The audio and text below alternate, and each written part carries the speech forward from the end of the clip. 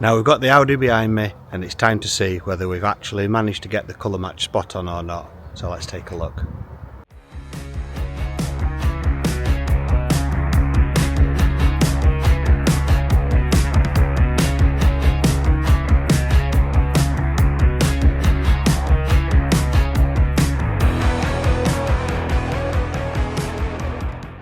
On white cars, people think paint matching should be easy, but colours like Audi Glacier White can still go wrong very quickly.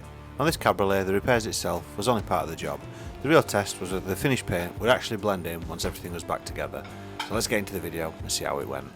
For this job, we had the new wing and bumper delivered from the dealer and painted before the car even arrived with us. The customer needed the car back quickly, so we wanted to get ahead and speed up the repair as much as possible.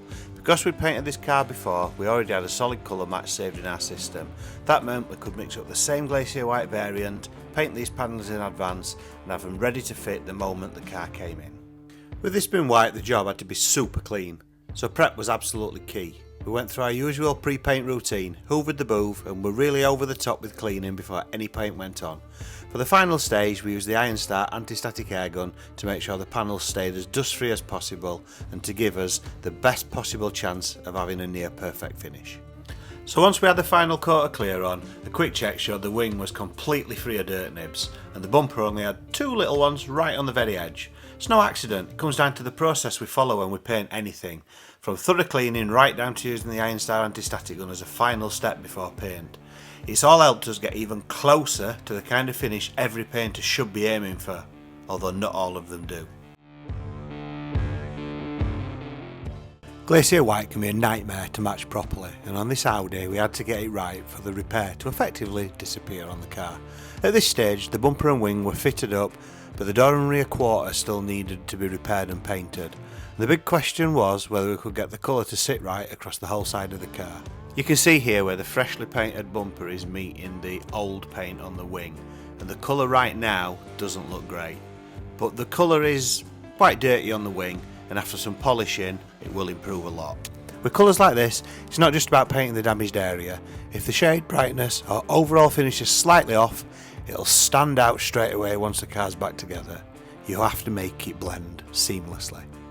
Keen-eyed viewers will probably notice that the front wheel is new and still diamond cut, while the others are a dark anthracite.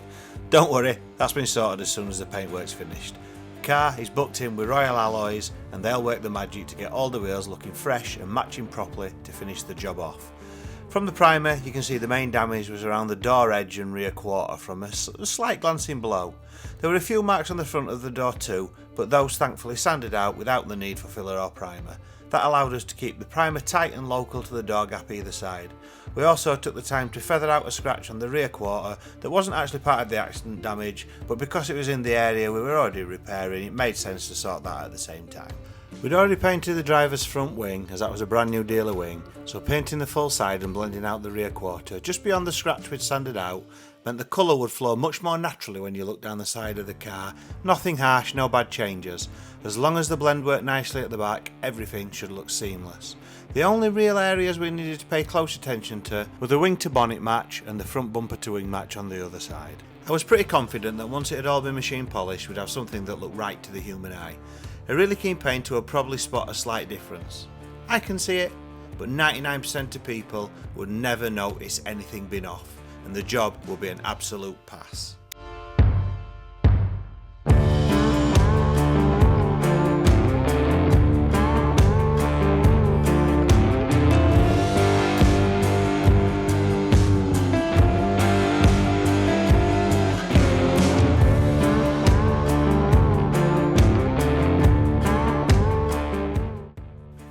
Getting the repair painted is one thing, but making it disappear into the rest of the car, that's the real skill.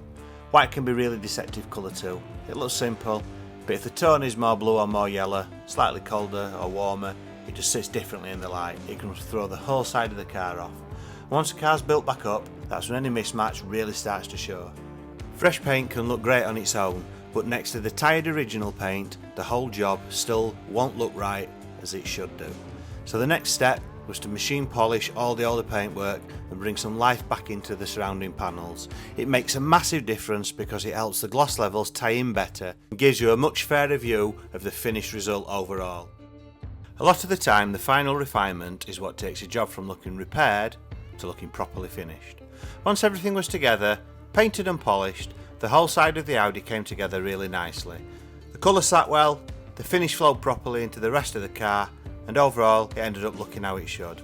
Clean, even, and not shouting that it had had work done. That's always the goal with a repair like this, not just to repaint it, but to make it blend naturally so your eye isn't drawn straight to the repaired area.